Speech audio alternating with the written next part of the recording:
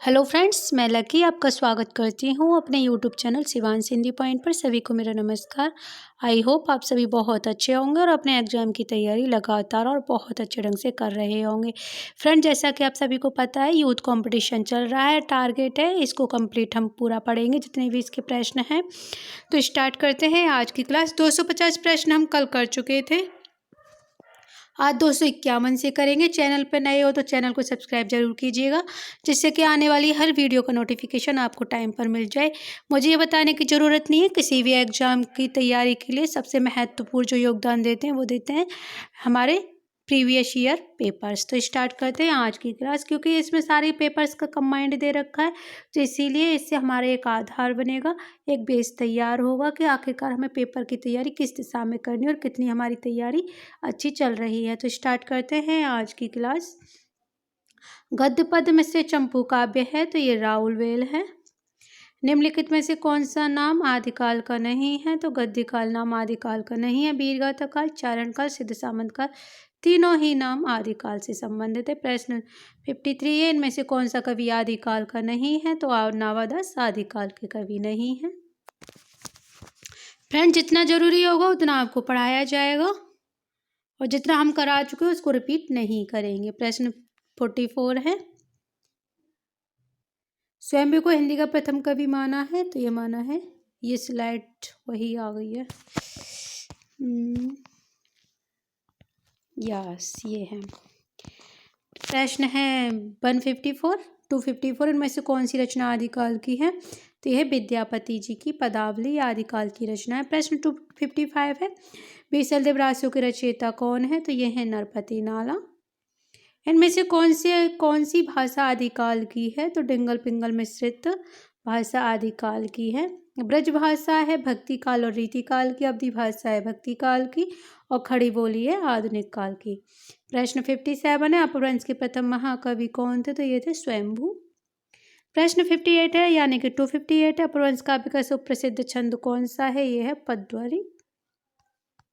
Next प्रश्न है, पुस्तक जल्लड़ हत्यदय चलकर जन्म काज में जल्लड़ की कौन सी पुस्तक देने का उल्लेख है, तो पृथ्वीराज रासो की बात है। यहाँ पे राजमती से उड़कर विशल देव कहाँ गया था, ये उड़ीसा चले गए थे।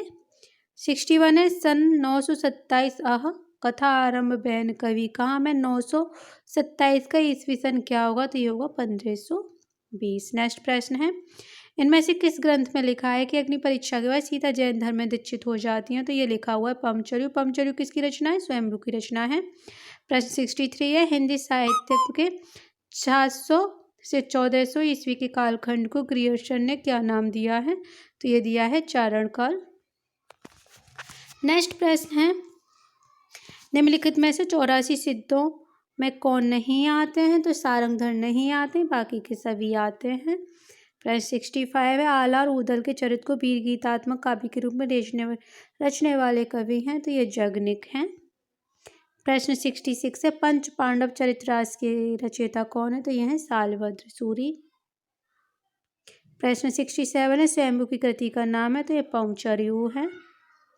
प्रश्न 68 है, भविष्य देखा किसकी रचना है, तो ये धनपाल की रचना है। नेक्स्ट प्रश्न है, मुकरी लिखने का सर्वप्रथम प्रयास किस कवि ने किया था, या अमीर खुसरो ने किया था। नेक्स्ट है, संवत 1050 से 1375 की काल अवधि में लिखी गई हिंदी साहित्य का वीरगाथा काल के रूप में नामकरण किसने किया, तो ये किया आचार्य रामचंद्र शुक्ल ने। ये क्योंकि हम कई बार करा चुके हैं, अगर आपको देखना हो तो वीडियो स्टॉप करके देख लेना। प्रश्न 71 है, 10वीं से 14वीं शताब्दी के साहित्य किस विद्वान ने आदिकाल के अंतर्गत रखा है, तो ये रखा है हजारी प्रसाद द्विवेदी ने। आदिकाल में किस प्रकार का साहित्य लिखा जा रहा था, तो ये लिखा रहा जनजीवन से हटकर राजाओं की वीरता का अतिरंजित वर्णन किया जा रहा था। नेक्स्ट प्रश्न है, अमीर खुसरो की पहेलियां तथा मुकुरियों का क्या उद्देश्य है, तो इनका उद्देश्य था मनोरंजन के माध्यम से लोक व्यवहार की शिक्षा। नेक्स्ट प्रश्न है, वीरगाथा काल रासो काव्यों में निम्नलिखित में से किस विषय का वर्णन नहीं है, तो कृष्ण लीला का प्रतिपादन नहीं है, बाकी सभी ठीक है। आश्रयदाता को अतिरंजनापूर्ण वर्णन है, इतिहास और कल्पना का सम्मिश्रण है, युद्धों का सजीव गत्यात्मक चित्रण है। प्रश्न नेक्स्ट है, रासो ग्रंथ किस भाषा में लिखे गए? तो ये डिंगल पिंगल मिश्रित भाषा में लिखे गए। यहाँ ये महत्वपूर्ण है, रासो ग्रंथ डिंगल भाषा में लिखे गए। अपभ्रंश प्लस ब्रज भाषा को क्या कहा जाता है? पिंगल।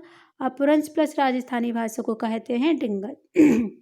76 है, वीरगाथा काल के प्रसिद्ध प्रबंध काव्य का नाम क्या है? तो यह पृथ्वीराज रासो। नेक्स्ट प्रश्न है, विद्यापति के पद किस भाषा में है? तो विद्यापति के पद मैथिली भाषा में है। नेक्स्ट प्रश्न है 78, कौन सी रचना स्वयंभू की नहीं है? तो महाप्राण नहीं है। बाकी पम, चरयू, स्वयंभू छंद, रिट्ठे, नेमि, चरयू सभी की सभी रचनाएं स्वयंभू से संबंधित हैं।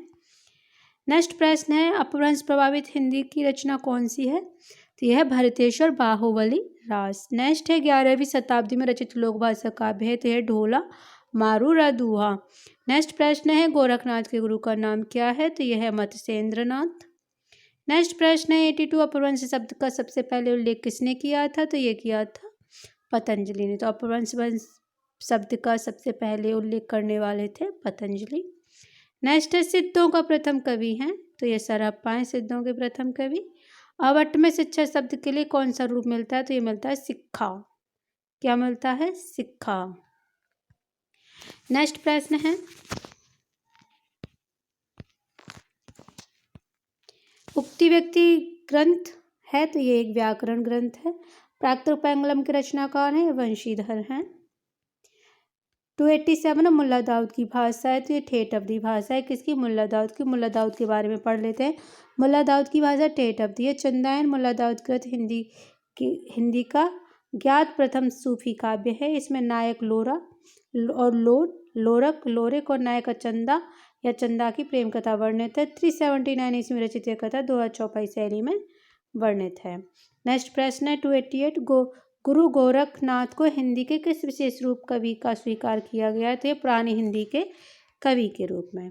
89 है, हिंदी साहित्य के आदिकाल को सिद्ध सामंत काल नाम किसने दिया? तो ये दिया राहुल शंकरतायन ने।